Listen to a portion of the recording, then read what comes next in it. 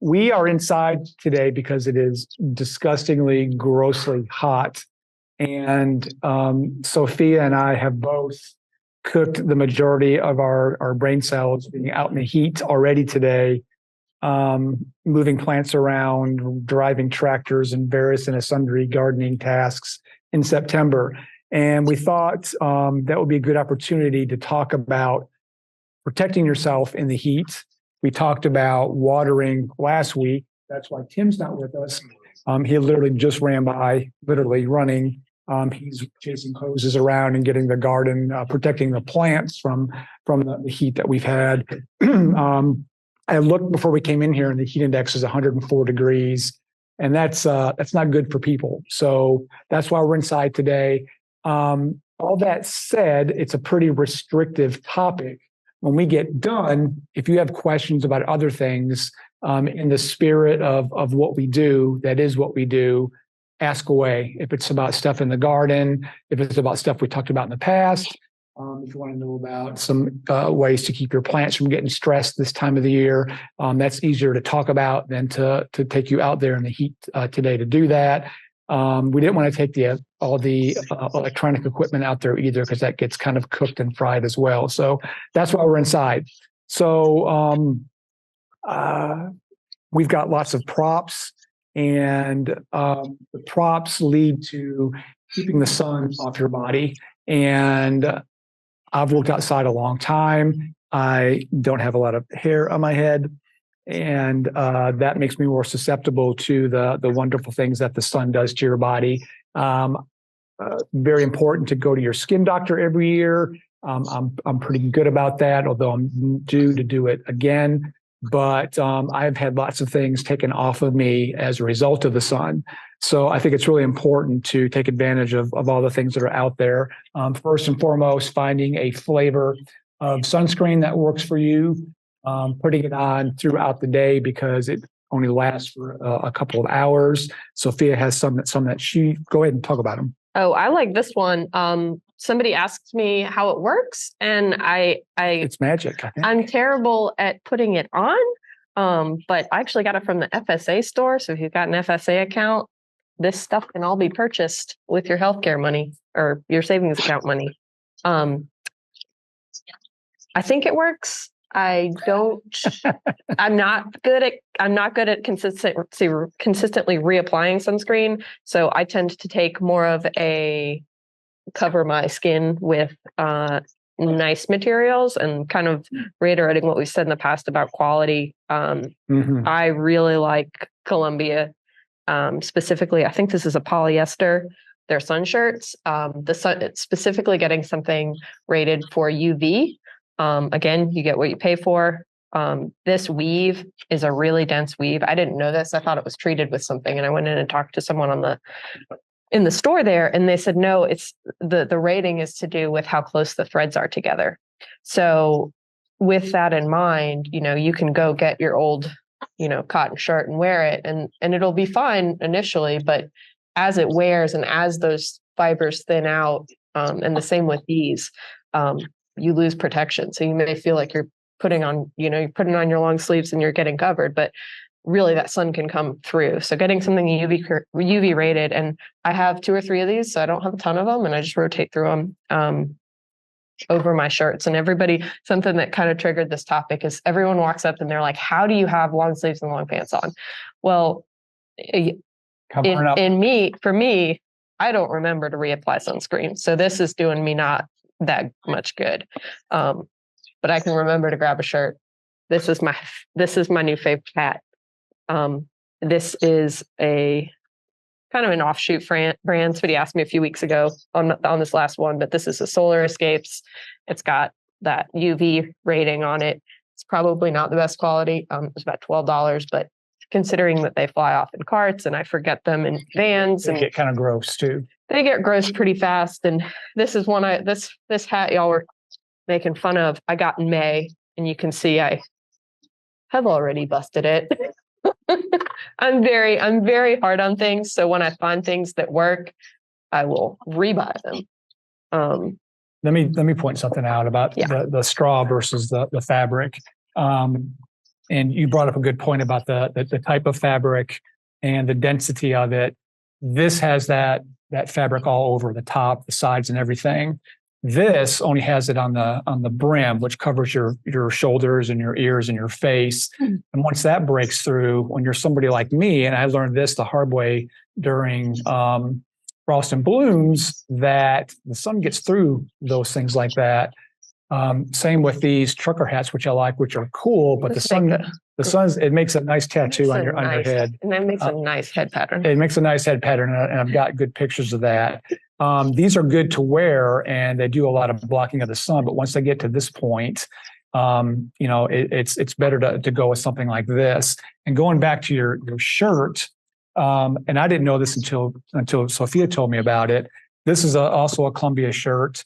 And it's a different type of fabric. It has the density and the sun protection, but it's kind of stiff and doesn't breathe as well.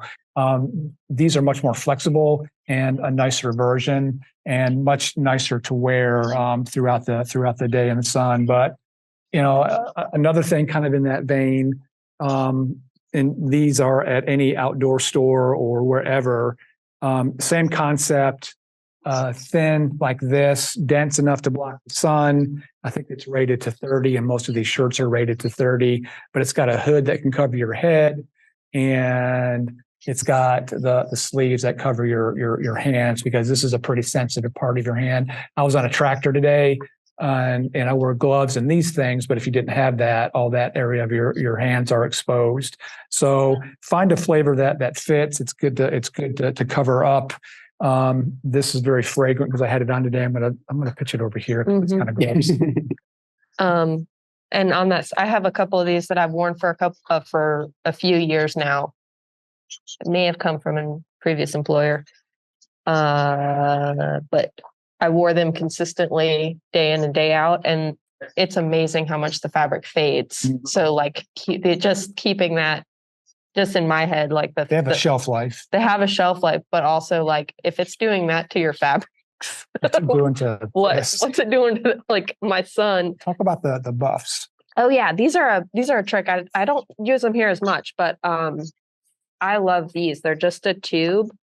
Not repping companies here. I feel like we're name dropping, but it's okay. We do a lot of trade shows, and I'm not too far removed from school, so I still have, and I still get goodies from trade shows.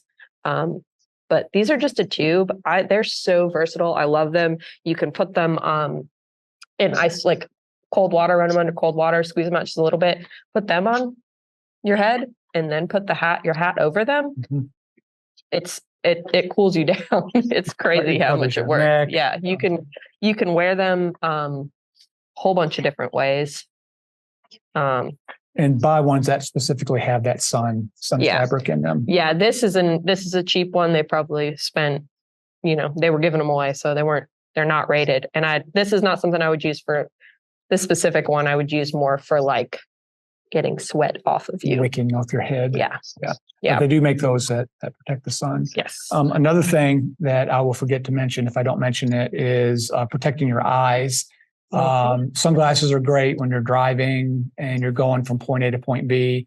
We're outside a bulk of our days. So having sunglasses that block the light, the UV rays that cause problems is really, really important. And again, if you're doing that preventative maintenance of going to your eye doctor, they will tell you that.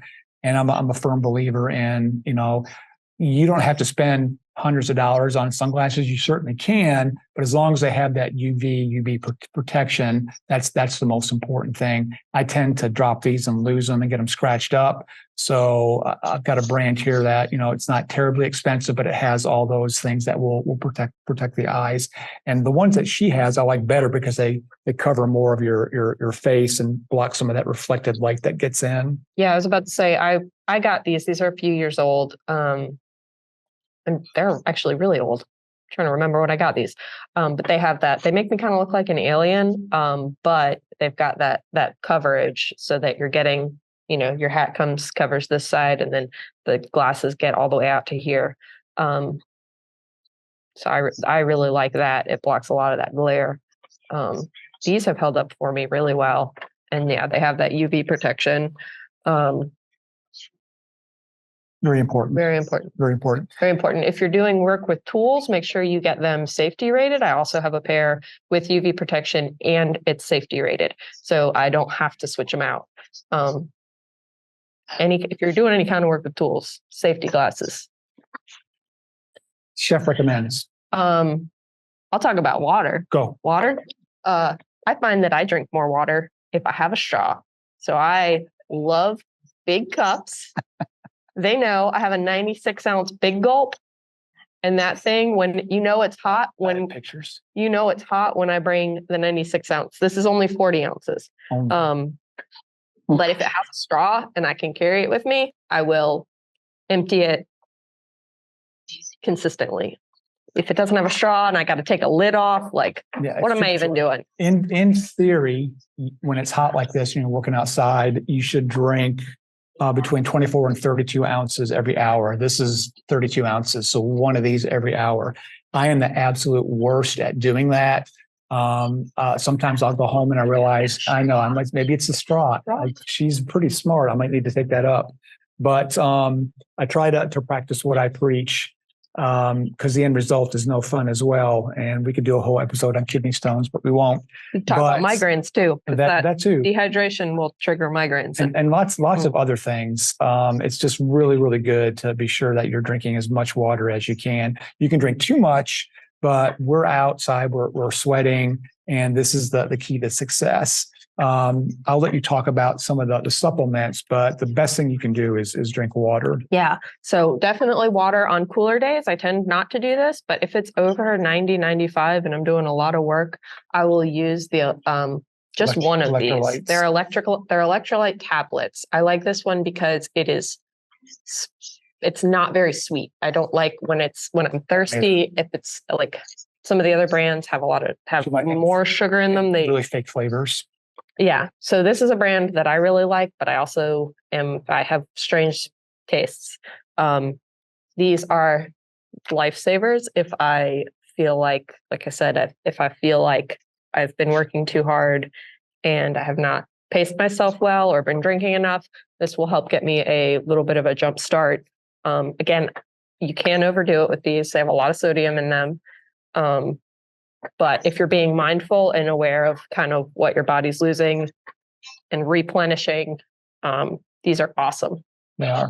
I love them. Go heavy on the water, light on the sports drinks. Energy drinks are a big no-no. They tend to have a lot of caffeine in them that elevate your heart rate. When you're hot and working outside, you don't want that added stress to your body with your heart rate going up.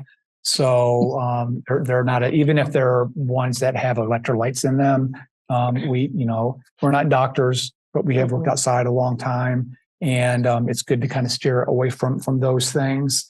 I can tell you a lot about what makes me feel good versus what makes me feel terrible. I can tell you a lot about what makes me feel terrible, but this is not the show to do that. The other thing that I wanted to mention, there's a lot of stuff with the CDC, with OSHA, things that kind of give you guidelines if you're managing people and just managing yourself in your own garden. But I printed this up, which is kind of a good self-explanatory thing. When we talk about heat-related illnesses, it's usually heat exhaustion or heat stroke.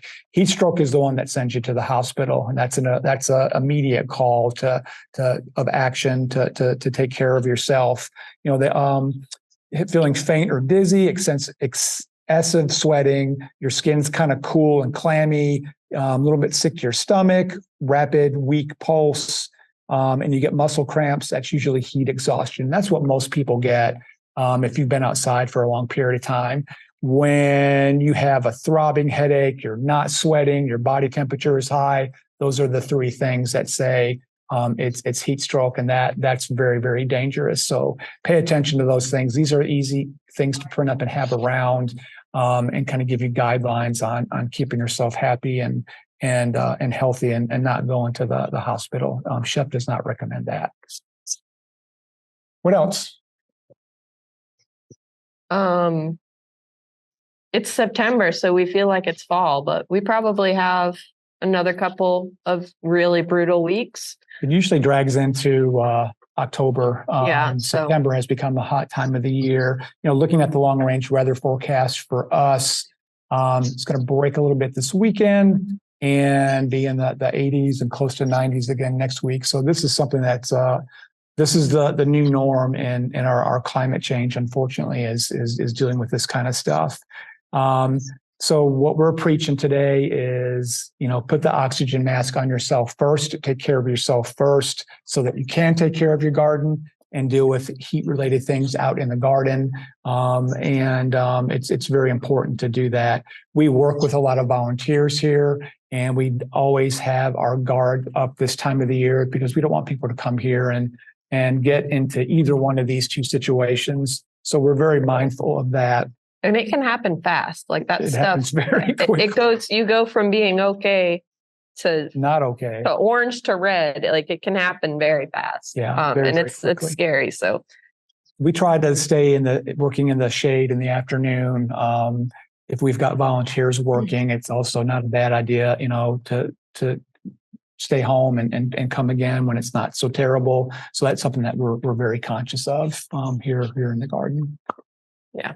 It's a good people like to think that rainy days are the inside days, but really I'd rather work in some rain than how it is right now. Yeah, it's getting really old. So we're open to anything. Anything goes when we're doing these sorts of things. There's lots more going on in the garden this time of the year than putting sunscreen on and drinking lots of water and wearing sun shirts and hats. So if you guys have questions, bring them on. We're ready for them. For sure. So first off, somebody asked about your great little hoodie shirt. What was the brand on that guy? Everybody makes these things. This, I think, is from REI, but all the outdoor equipment folk are making these.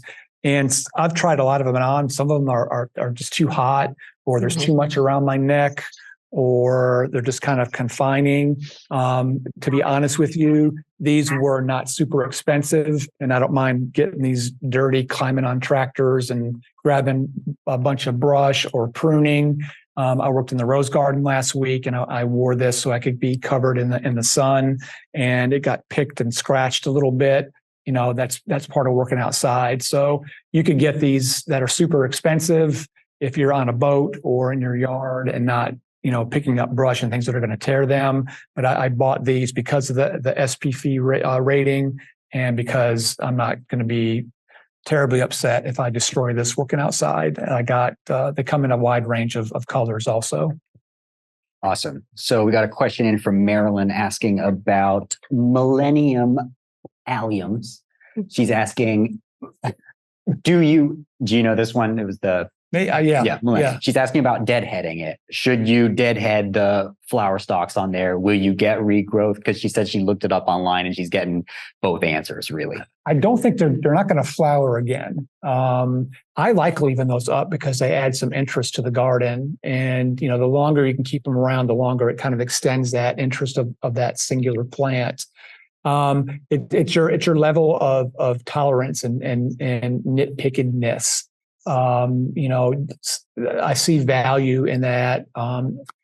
Doug used to tell me that, brown is a color too in the garden. And I take that to heart and carry that everywhere I go and every garden that I look at. So, that's totally up to you. I'm 99% sure you're not going to get a flush of those nice flowers again, because it takes a lot to produce that big inflorescence. Yeah. You might get some, but yeah, you won't get another big flush, I don't think. No. Lots of other things, and we're getting kind of late into the year too, where you don't want to encourage a lot of new growth on perennials.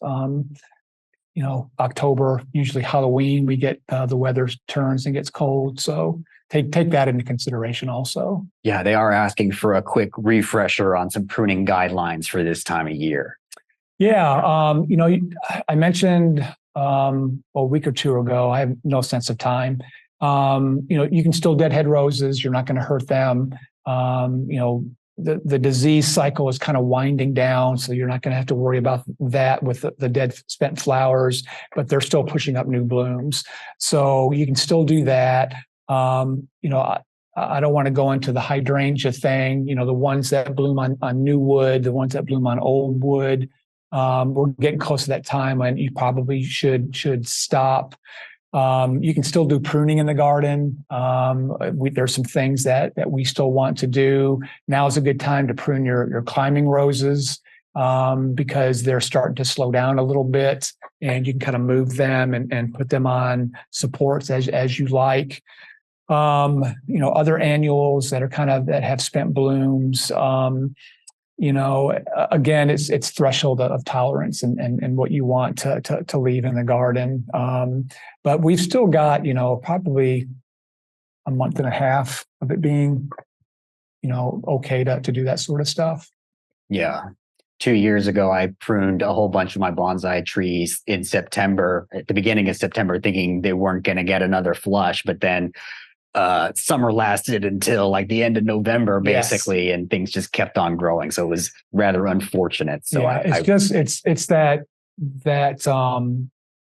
you know, when you're a gardener, you're always keeping your eye on the weather and looking way down the road at what things are going to do. You know, right now we're praying and doing rain dances for rain.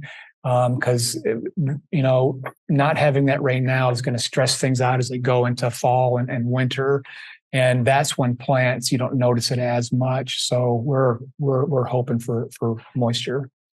Absolutely. Okay, Marianne's asking, when can I sow grass seed in zone 7A? That's been a topic of discussion here. As a matter of fact, go. Are you looking? Depends on warm season or cool season. Warm season grasses are Bermuda, Zoysia, St. Augustine. Those we're kind of at the end of that opportunity, but you wouldn't do. I would not recommend seeding any of those. Not now. Not the warm seasons. Cool season grass. You know, some of them don't do very well here. The bluegrasses really struggle. Perennial rye is a good one to kind of color up. You can overseed that into your warm season grass so you don't have that dormant look. Those are kind of dependent on when the temperatures start to get a little bit cooler at night. So, you know, mid to end of September into October for those. Yeah, I'd say I think that's the guideline. NC State actually has a really good website called Turf Files. Yep. I can't remember the exact hyperlink, but it's Turf Files, and they have really good resources for when you should sow.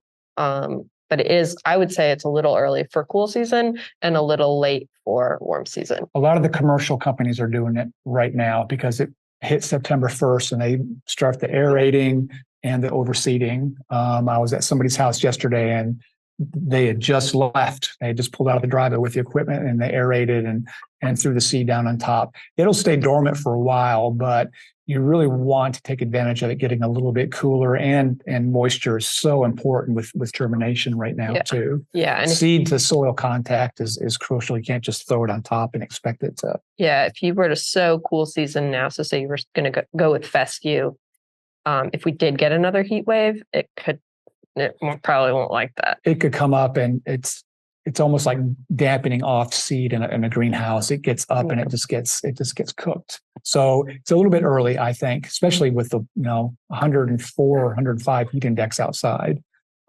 It's too warm right now. Yeah, we just wrapped up Bryce Lane's sustainability class, and he talked about how we're kind of like right in the middle where it's too warm for cold season grasses, too cold for cool season grasses. Yeah. And what better excuse do you need to toss out your turf and reduce your lawn space? I'm glad you said that because I was thinking. Just expand your beds. Absolutely. Okay, Susan says she's doing a lot of weeding right now. Can you recommend good gloves to pull thorny plants and or garden sleeves? That's something I meant to talk about during sun protection. They actually make sleeves that have the sun protection fabric I want to get some of those. Yeah, I've not used those. They're really good if you don't want to wear a long sleeve shirt, you want to cover up your arms. I've worked in a lot of rose gardens in my life, and they bite and scratch and claw at you, and they make a ton of sleeves specifically for that. A lot of the ones that are advertised for sun are advertised for durability as well. So looking at a mail order catalog like Garden Supply, A.M. Leonard, just Googling that, all that stuff should pop up. And I think they're good things to have. I like the gloves that are dipped. They're cloth on the back and they're dipped in a material. As I've gotten older, I've been really fussy about my hands, and I wear them all the time. Again, it helps with the sun, but it also helps from, getting scratched up. And with roses in particular, they make every thickness that you can think of. And it's just a matter of preference. For me, the thicker ones are super hot this time of the year. Yeah. And I don't, like with leather, I think leather is the best thing to not be stabbed. It is. But I lose find a lot of it, dexterity. yeah, I find it really restrictive. I like I think they're nitrile dipped. Yeah. Yep. There's one, y'all are going to hate me for not knowing names. The ones I know, I search on Amazon because they're recycled. They're called like eco, and they're supposed to be made out of recycled plastics. I've looked for those and I couldn't find them. I need to get the name of those. I gotta figure it out. They're good ones. But those are the ones I use here and at home, actually. They're really nice. They come in like a 6-pack, Yep. 6 pairs, and they're relatively inexpensive, and they last I think it lasts a long time. It lasts like a year, and that's sharing the 6-pack with interns. Yeah. So they're good and sturdy, and that's inexpensive. You can wash them if you want to. Yeah. But they're really good. They hold tools very well where leather kind of slip out.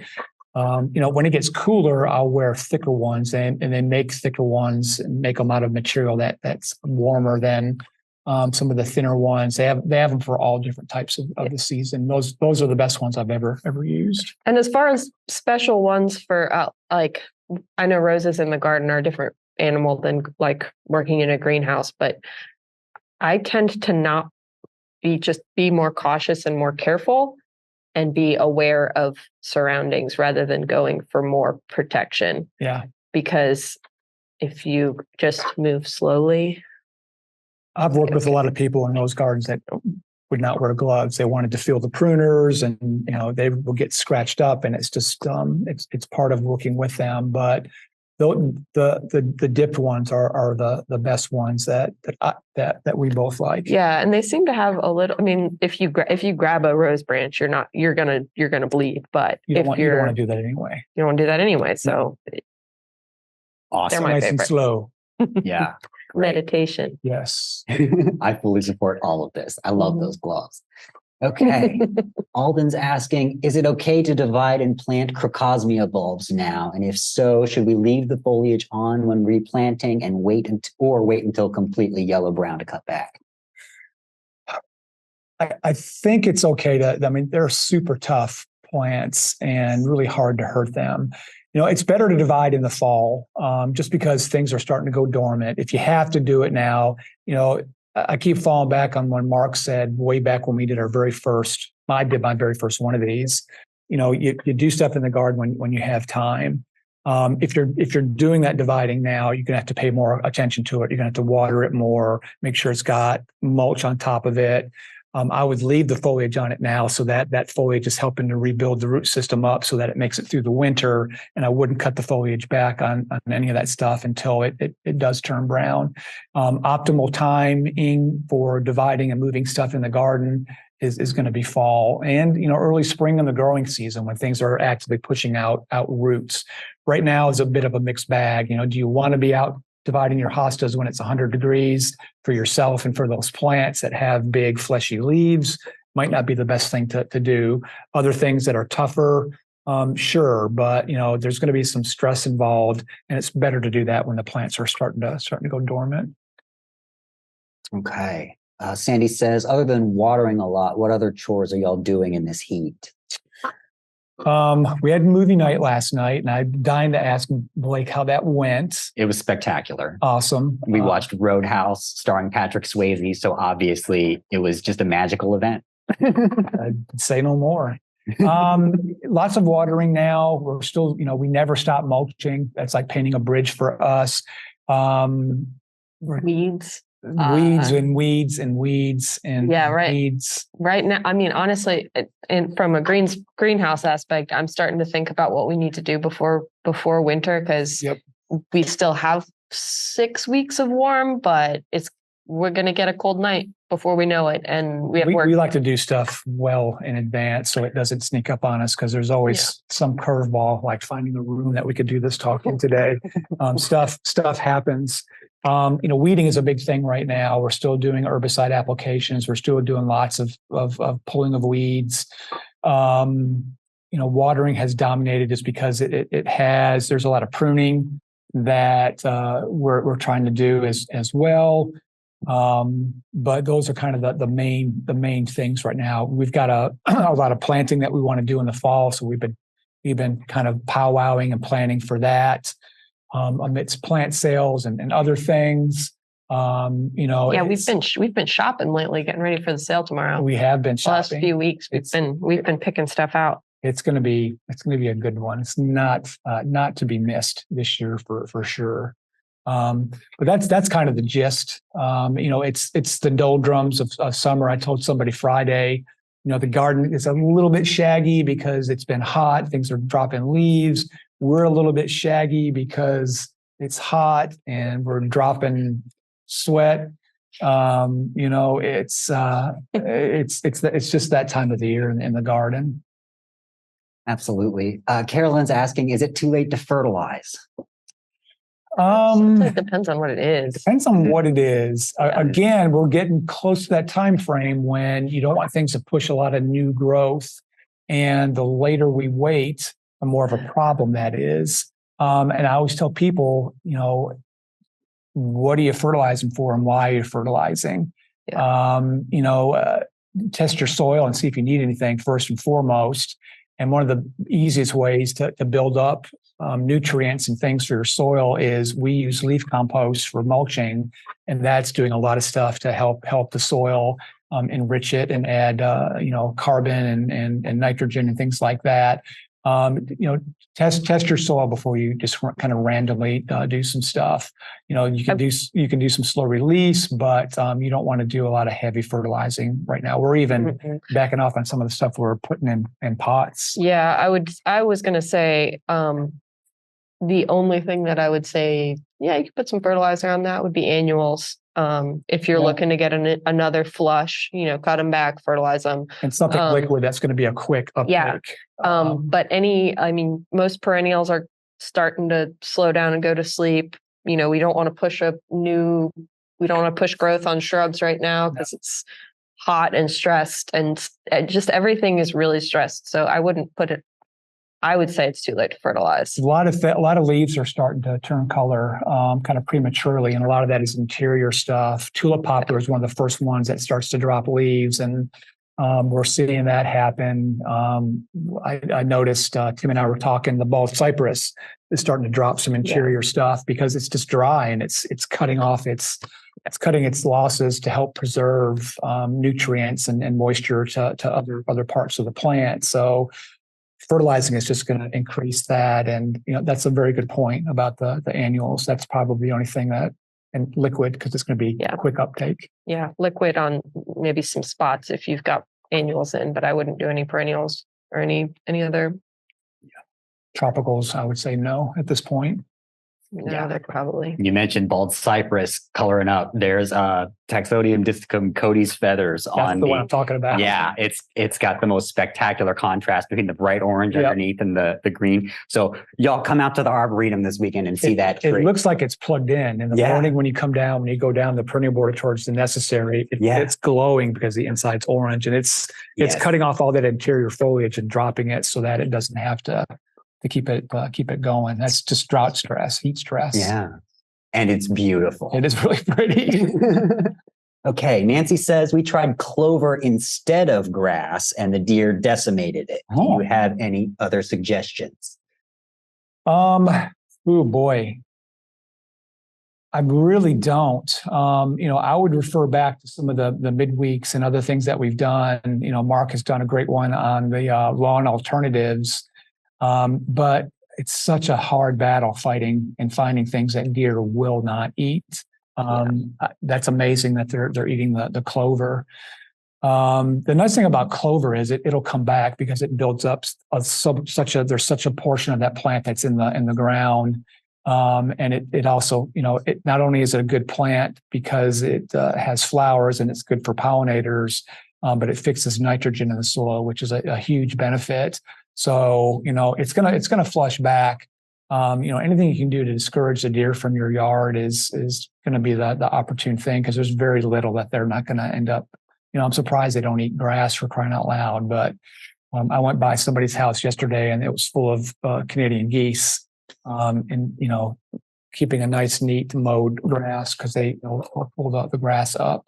But not a good answer, unfortunately. I don't have a specific answer, but I would say maybe try some of the mixes. There's some lawn replacement mixes. Yeah. And maybe try that because, to be honest, my yard is kind of a weedy, mixed mess. And I know we have a lot of deer pressure.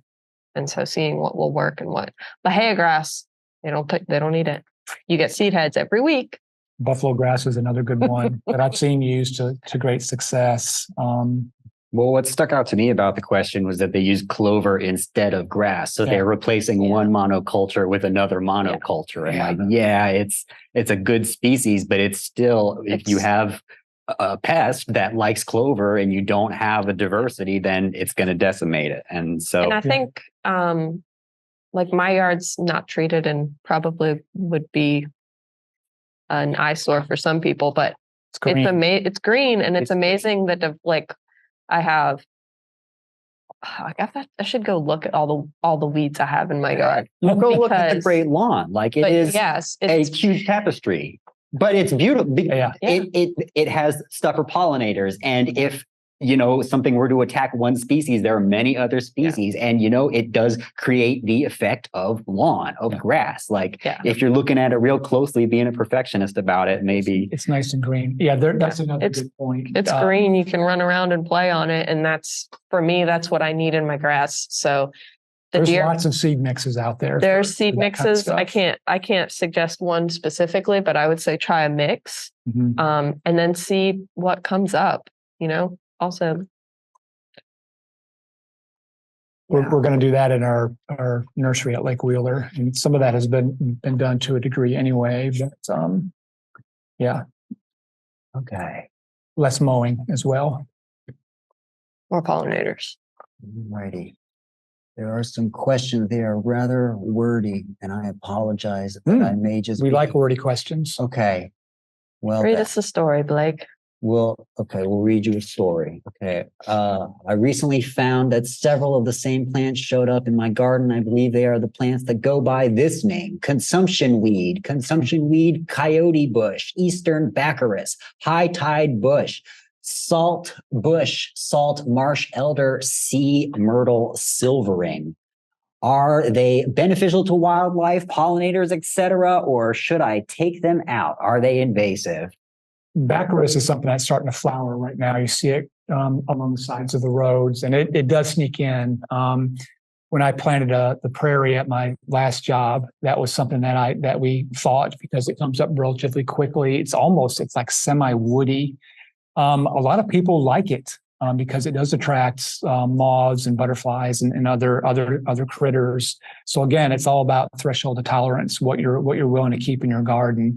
If you don't want it, pull it out, because once it flowers and those flowers turn into seed heads, and in the autumn, they blow everywhere and will come up in other spots. So if it's something that it's not part of your plan and it's not in your aesthetic, it's easy to pull it out. And I would do it before it flowers so that it does not set seed. Those were some good names. I've not heard a lot of those. I've heard it called salt bush and baccharis, but not the others. Yes. Okay. So Pam says, is there a recommended ground cover for the vegetable garden other than clover? And maybe this time of year she's asking about cover crops rather than ground cover. Yeah. There's lots of things you can use for cover crops, just, a lot of greens and things like that. A again, a little bit out of my realm in the vegetable world. Yeah, the vegetable world is. We decided in staff meeting yesterday that we're last week. No, Wednesday. What is today? It's the midweek program. It's Wednesday. It's Wednesday. Yeah. We had a day off Monday, and I'm all messed up. We had a staff meeting on Thursday. Or advisory meeting. Oh, okay. I'm mixing my Okay. terms. I've been out in the sun today. We're not 100% coherent. You still have your shoes on? You do. We decided that we're going to do a vegetable centric Q&A because we do get so many questions, and we feel really guilty and horrible that we don't know the answers to everybody's questions.